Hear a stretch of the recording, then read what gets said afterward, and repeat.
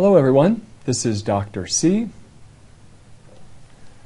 What I'd like to do in this pre-lecture is focus on the rate law.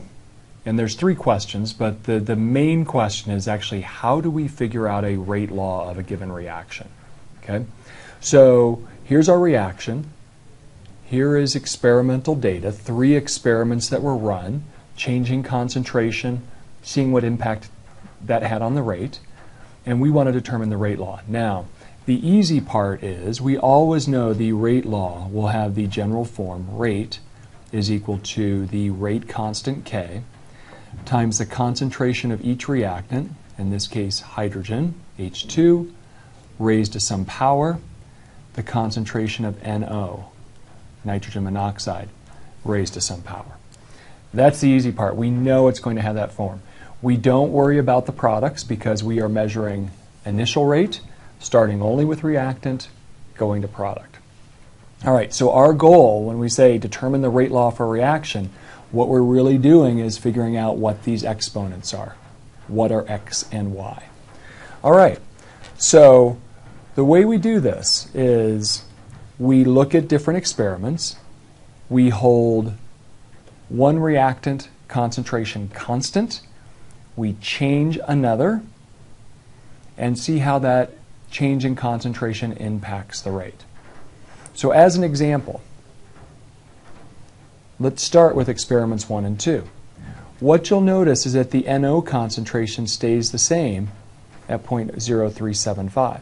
So this change in rate that we observed between experiments 1 and 2 was not caused by NO.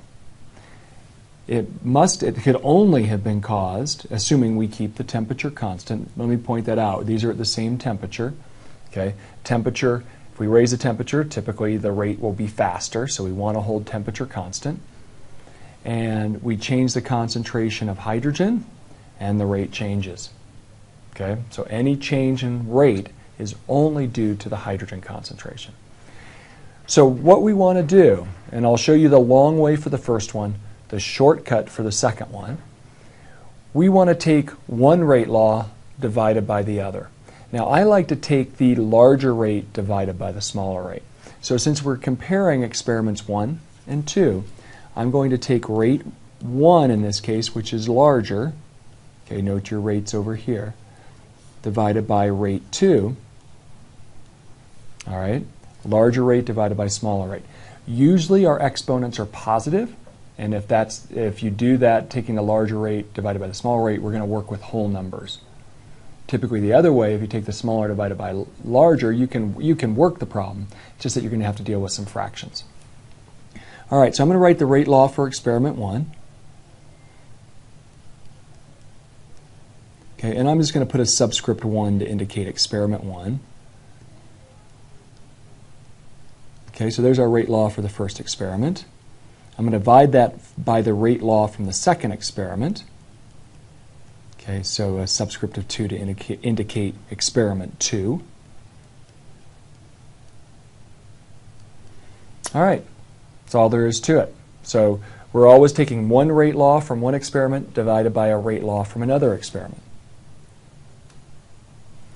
Now, what we'll find, since we kept the temperature the same, we can cancel out our rate constant. The rate constant is a constant for a reaction at a given temperature. Okay? Now, what we'll also notice is that NO concentration is the same. So we're plugging in the same number, numerator, denominator. So we can cancel that out too. And that greatly simplifies our calculation here. Because all we need now are the rates from experiment 1 and 2 and the hydrogen concentrations from experiment 1 and 2. That's all we need. So, rate 1, look at your table. 5.4 times 10 to the negative, oh, sorry, I hit the mouse button as I was trying to write. I don't think I ever make it through one of these without hitting something by mistake.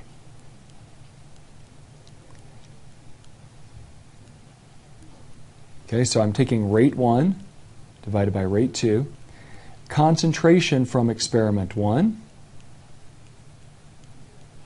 divided by concentration from experiment 2 for hydrogen. and those will be raised to some power.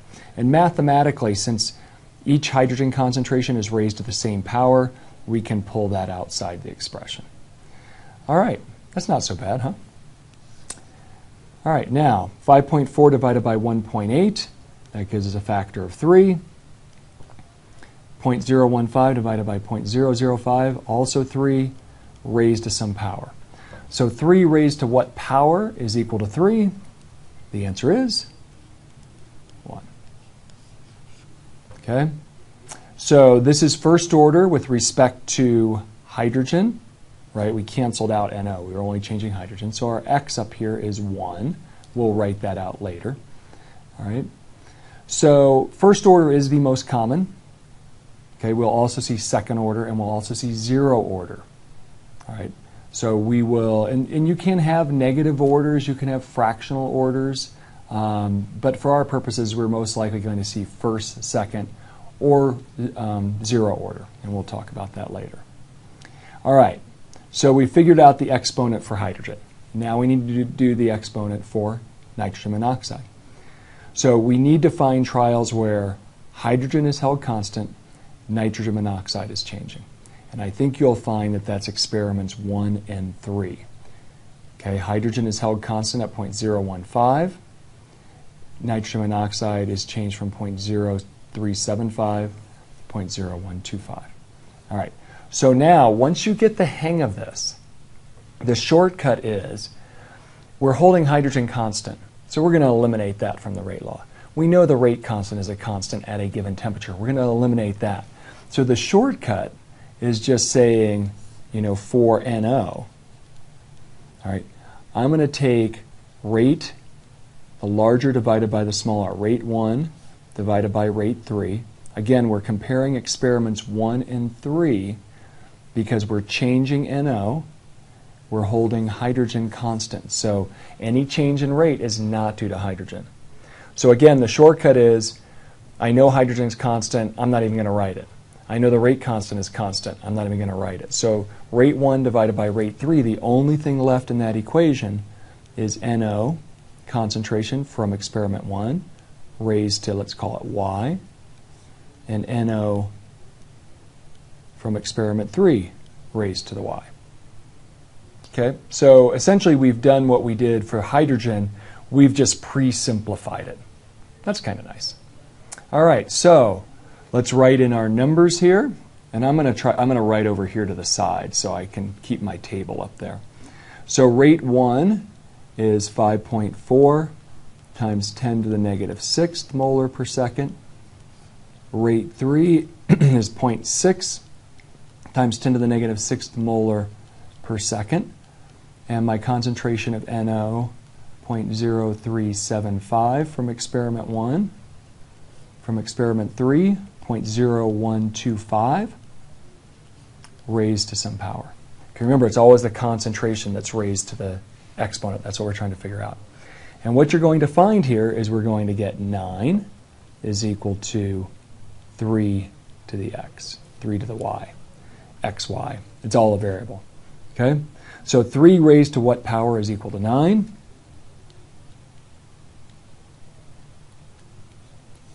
And the answer is 2. 3 squared is equal to 9. So there we go. We have the two orders. We'd say this reaction is first order with respect to hydrogen. It is second order with respect to nitrogen monoxide. All right. Now, you will notice sometimes in these tables, sometimes we double the concentration, sometimes we triple. We're going to design our experiment. We're going to choose pretty easy factors. Okay, double would probably be the easiest, doubling the concentration, see how the rate changes. But as you see in this problem, I tripled the concentrations and looked at how the rate changed.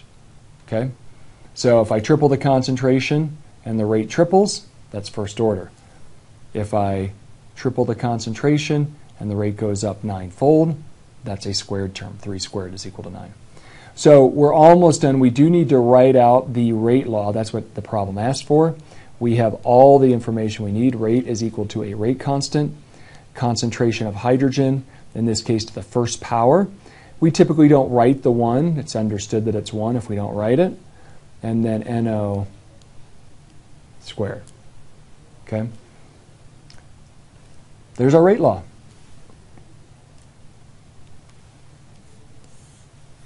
All right, we'll do more of this in class, but I hope you get a good handle on it.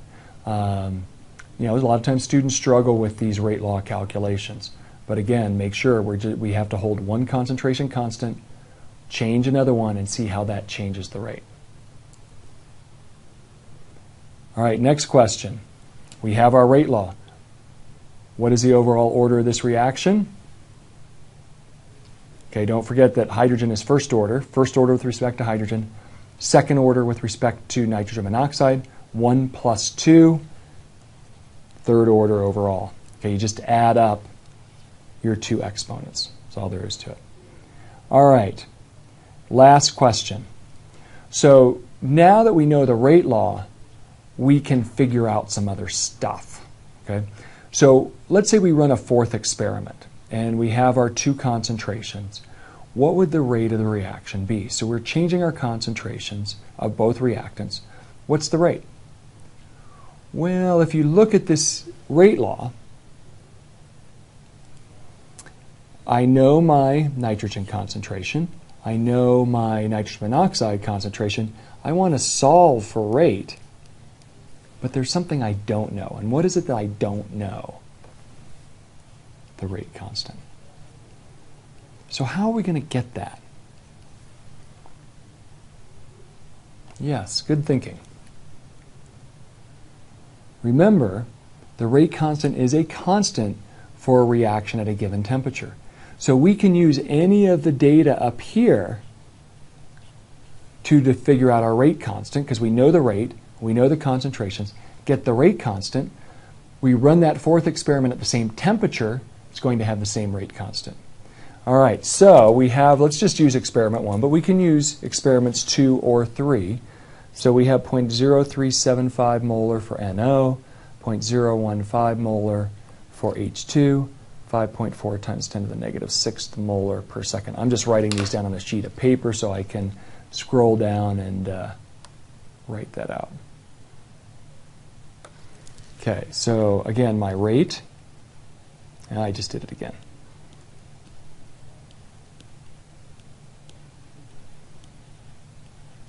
So using the data from experiment 1, so my rate from experiment 1 was 5.4 times 10 to the negative 6th molar per second. I'm going to solve for K. Hydrogen from experiment 1 was 0.015 molar. NO from experiment 1 was 0.0375 molar. Squared. Don't forget that it's raised to the second power. And now we rearrange this equation and solve for K. So what we're going to end up with is 5.4 times 10 to the negative 6th molar per second divided by 0.015 molar divided by 0.0375 molar squared. Oops, that should be squared outside. That's equal to K. And let's see what we get here.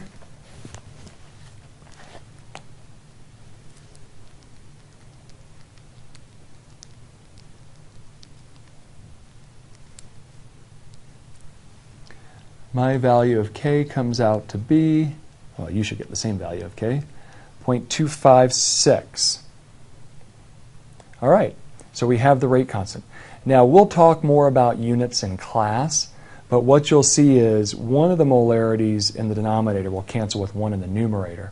We're going to be left with molarity squared in the denominator, also seconds in the denominator. So we're going to end up with this as our unit.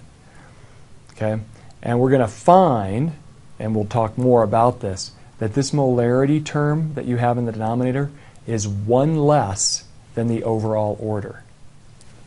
Third order, we end up with a squared for our molarity term. One less than the overall order. Okay? So the units of the rate constant will depend on the order of the reaction. All right, we are almost done. I apologize. This was a little longer than I anticipated. We are almost done. Now that we know the rate constant, we can plug in any concentrations and solve for the new rate.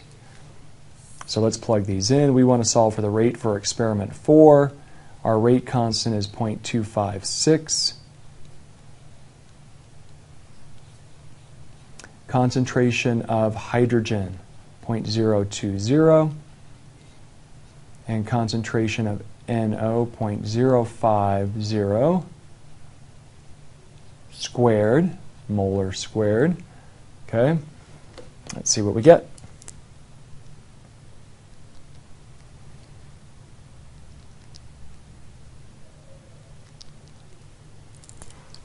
And the rate that I come up with is a former, sorry, I paused for a second. A former student of mine just walked by and knocked on the window of my office. Okay, 1.28 times 10 to the negative fifth. And what would my units be? Well, remember, rate is pretty much always going to be the same, right? Change in concentration over change in time. Molarity per second in this case. There's our second in the denominator. And if you want to check here, this molarity squared term here will cancel there, leaving us molarity in the numerator. Change in concentration, change in time. All right, now let's just see if our answer makes sense. Remember that rate, I should remember it too, 1.28 times 10 to the negative fifth. So what were my concentrations of NO? And I apologize, there's not much room here. 0.05 and 0.02 molar. So let's compare those to, say, which one is closest? Trial 1. Okay. I increased the NO concentration compared to experiment 1. I increased the hydrogen concentration compared to experiment 1. My rate should be faster. Since these are positive orders, first order and second order, I increased the concentrations of both my reactants, the rate should go up. And it did. It went from 5.4 times 10 to the negative sixth to 1.28 times 10 to the negative fifth. Okay, my rate essentially doubled, a little more than doubled. Okay, all right, thanks for hanging with me. We'll do more rate law stuff in class. Really work to get a handle on these. There'll be a couple of problems in the pre-lecture. I might just do 2 because these problems take a while, but just 2 where it's going to ask you to solve for the rate law. Oh, there is one other thing I have to mention because you might see this in a pre-lecture quiz question. Zero order. Okay? Also called zeroth order, but zero order. What does that mean? And what zero order means, it'd be like raising a concentration to the zeroth power, which is just 1. So what that says is that that concentration has no impact on the rate. Changing that concentration, rate will not change. Okay, so if you see a reaction where you hold the one reactant constant, you change the other, and the rate doesn't change, the one that you changed would be zero order, the reactant that you change. You change its concentration, rate doesn't change, zero order. You don't really even need to do a calculation. If you just look at your table and see, oh, I changed this, I tripled this, or I changed it by some amount, and the rate stayed exactly the same, that's zero order with respect to that reactant. So watch out for that. You might see that depending on the problems. They are randomized. Some of you might get zero order, some of you might not. All right, see you in class. Take care.